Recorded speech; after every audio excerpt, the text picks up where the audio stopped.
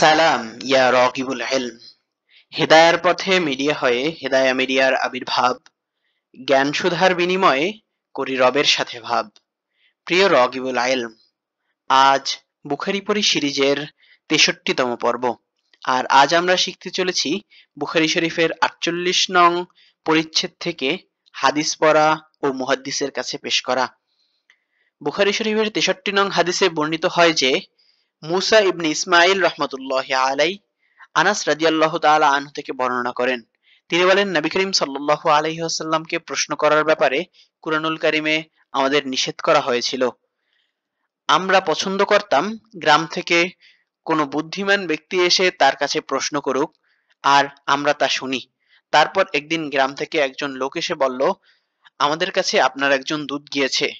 সে আমাদের খবর দিয়েছে যে আপনি বলেন আল্লাহ তাআলা আপনাকে রাসূল রূপে পাঠিয়েছেন। তিনি বললেন, সে সত্য বলেছে। সে বলল, আসমান কে সৃষ্টি করেছেন? তিনি বললেন, মহিমাময় আল্লাহ তাআলা। সে বলল, পৃথিবী ও পর্বতমালা কে সৃষ্টি করেছেন? তিনি বললেন, মহিমাময় আল্লাহ তাআলা।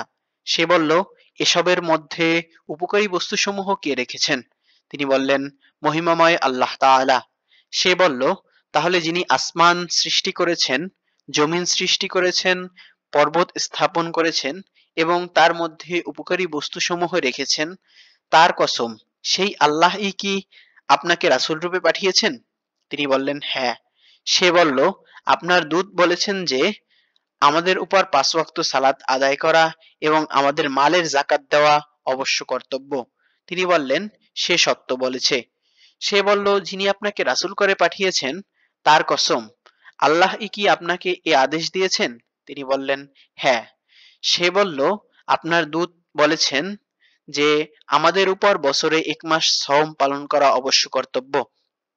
তিনি বললেন, সে সত্য বলেছে।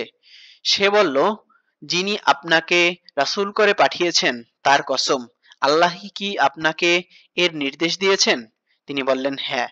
সে বলল, আপনার দূত বলেছেন যে আমাদের মধ্যে যার যাতায়াতের সামর্থ্য আছে তার উপর বাইতুল্লাহর হজ করা আবশ্যক।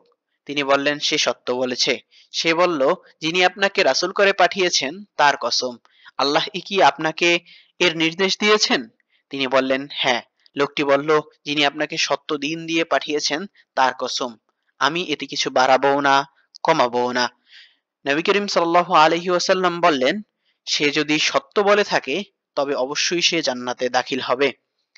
এভাবেই প্রতিদিন একটি করে হাদিস শিখে রাসূলুল্লাহ সাল্লাল্লাহু আলাইহি ওয়াসাল্লামের ব্যক্তিত্বকে আপন করে নিতে হেদায়া মিডিয়া সাবস্ক্রাইব করে বেল বাটনে অল সেট আপ করুন।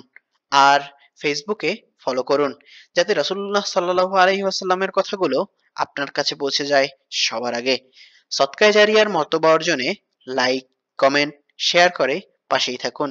আসসালামু আলাইকুম ওয়া রাহমাতুল্লাহি ওয়া বারাকাতুহু।